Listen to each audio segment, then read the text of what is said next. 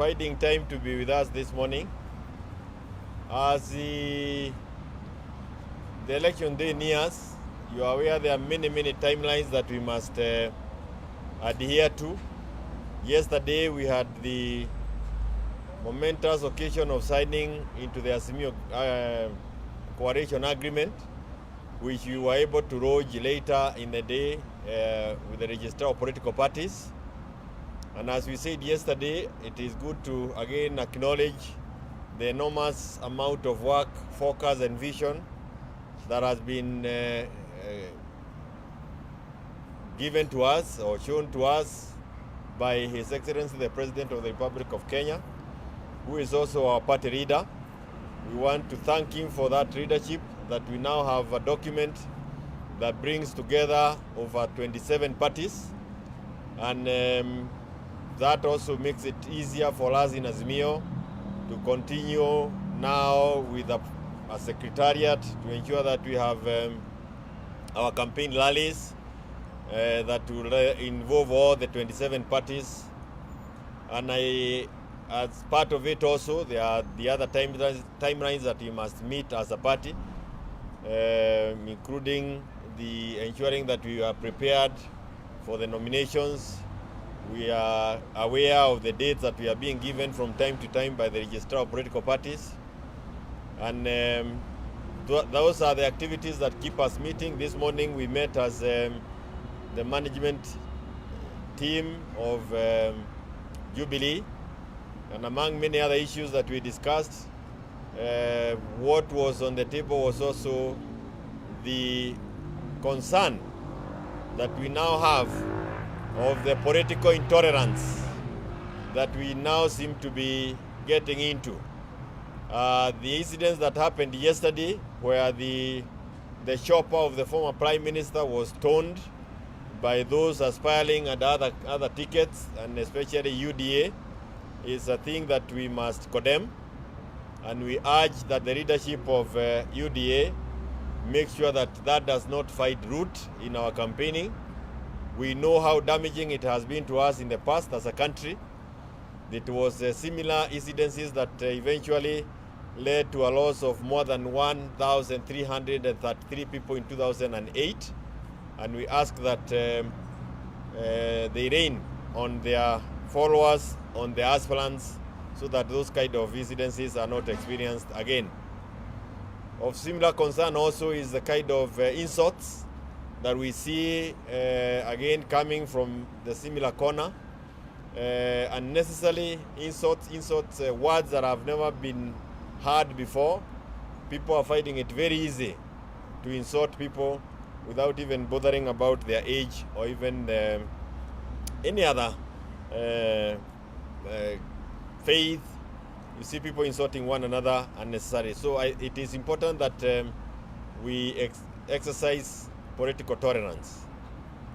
And finally, let me say something about we also had an opportunity to consider the ruling of BBI, and we want again to applaud and thank the former Prime Minister, Raila Odinga. It is their coming together with the President of the Republic of Kenya, Uhuru, Kenyatta, that BBI was initiated. We know what BBI stood for. It stood for more resources to mashinani. It stood for ensuring that the issue of CDF is in the Constitution. It stood for ensuring that there is a ward fund that was also being put in the Constitution, ensuring that we have a tax break for the young people. It was a document that was talking about inclusivity, a document that was fostering the unity of this country, a document that talked about the need to ensure that we are on a platform of shared resources, a document that was addressing the form of government that we have today, and whether it is serving as well. And the conclusion was that we need to again revert to the old system of governance, where we had members of parliament forming the executive, that mixed governance structure which serves Kenyans better. That is what BBI stood for. That is what Raila Odinga believed in together with our president, and that is a document that is being fought by UDA. William Ruto is on record as having celebrated the ruling by the courts, but I want to invite him to read the ruling a little more closely, because unlike what the High Court and the Court of Appeal had done, trying to say that we have no responsibility in ensuring that the document serves Kenyans better, what the ruling by the Supreme Court did was actually to clear that pathway. We now can be able to address the issues that we addressed. It may take us a little longer, but the courts have said clearly that it is within the mandate of responsible leaders to look at any shortcomings within the Constitution and address it from time to time. BBI is heading in that direction, and we as Jubilee and as proponents of BBI are celebrating the ruling that came from the Supreme Court, because it's a question of the date. When are we going to implement it? And it is not whether we can. The courts did say that we can. It is a question of when, and addressing one or two other issues that they list. So those are the issues that were of concern to us in the morning.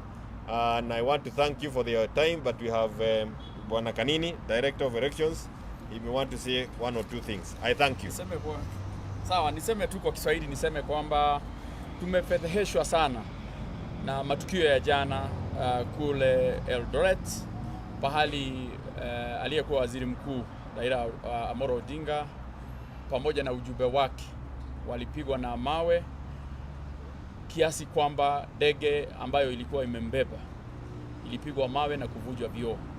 Tuseme kwamba hayo yanatukumbusha matukio yaliyotendeka hapa katika jamhuri yetu, haswa katika kaunti hiyo mwaka wa 2008, wakati wa Kenya wengi sana wasio na hatia walipoteza maisha yao, na walipoteza maisha yao makosa yao tu kwamba walipigia mtu fulani kura, hawakumpatia mtu mwingine kura. Kwa hivyo ni vizuri tuwaambie wale ambao tunapigana na wao kwamba kila mtu ako na haki ya kutafuta kura katika pembe zote za nchi hii yetu.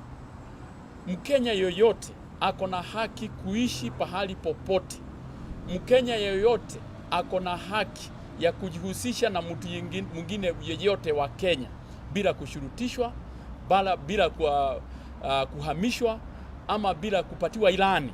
Kwa hivyo wale ambao wanaegemea upande ule wa UDA ni vizuri waelezo wakiongozwa na naibu rais kwamba njia hiyo ambayo tuliipita miaka mingi iliyopita ilikuwa ni njia ambayo ilileta mashafuko katika taifa hili, ikaleta mfurukano katika taifa hili, ikaleta maafa katika taifa hili.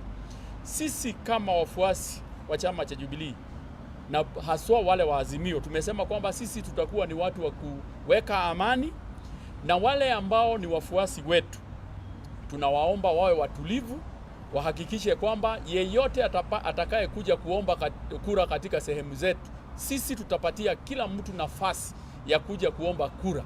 Kwa hivyo tunawalai hata wale ambao ni wapinzani wetu wajue kwamba kila mtu ako na haki ya kuomba kura pahali popote. It is very, very unfortunate. You know, it is totally unacceptable that the former Prime Minister and his entourage would be stoned by people who can easily be identified, you know, basically because he doesn't belong to that particular outfit or political outfit. And we want to say and beseech our competitors, kindly allow each and every person to look for votes.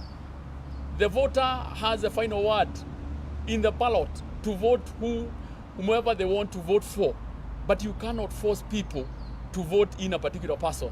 We also want to remind them that the activities of yesterday brings back memories that happened in 2008, where 1,300 plus innocent Kenyans were killed basically because they voted in a particular way.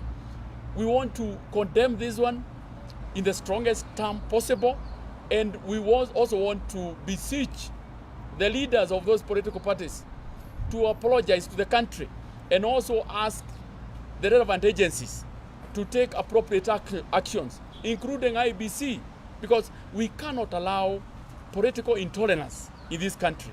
It has brought deaths in the past, and we are not ready to repeat that. For us in Jubilee, we are very clear that our supporters kindly remain calm, conduct your politics in peaceful manner, allow each and every person who wants to campaign in our area, because basically we know at the end of the day it is through secret ballot that you will be able to elect the person that you want, not throwing stones, not hurling insults that we have seen in the past. For us, we are saying that we are upholding the rule of the law, and we also beseech our competitors to also follow suit. Thank you kwa hayo. Thank you so much. Asante sana. Thank you.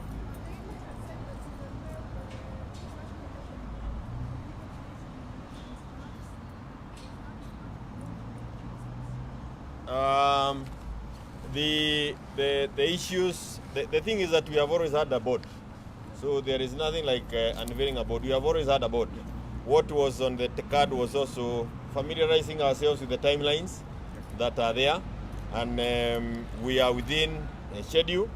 Our elections, our nominations will be between the 11th and the 22nd. Na hiyo mambo yote tuko katika raini. We are happy that we have been able to fulfill all the timelines that have been set by the Register of Political Parties. And again, like we have said before, we the number of aspirants that came on board, of again analysis going on, verification going on with the Register of Political Parties, but something that we are very happy about, kwa sababu watu wengi walioneshana kupenda kwao kutumia tikiti ya Jubilee kwenda mbele, lakini kama vile tumesema na kile vile tumesema mambo ya nominations itakuwa kama vile sheria imeturuhusu kufanya direct and indirect, na iko namna hiyo na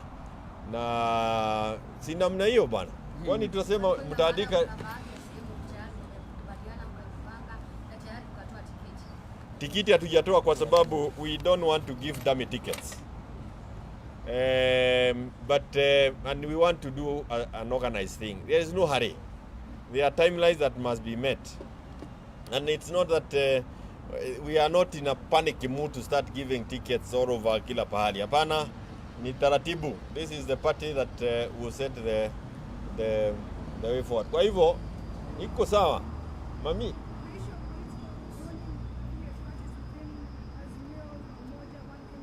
Within? So, zoning, like I said yesterday, zoning can only be done to ensure that we get the highest votes and we get the best of everything. And I want to tell you, as we conclude, the act that was amended the other day by Bunge helps this country in many ways, because it's not just being popular that gives you the ticket. We have seen how popularity of individuals has ended up with some very interesting candidates. So everybody now, you can be able to become the character of the party that you want. Asante sana. Mwenyezi Mungu awabariki.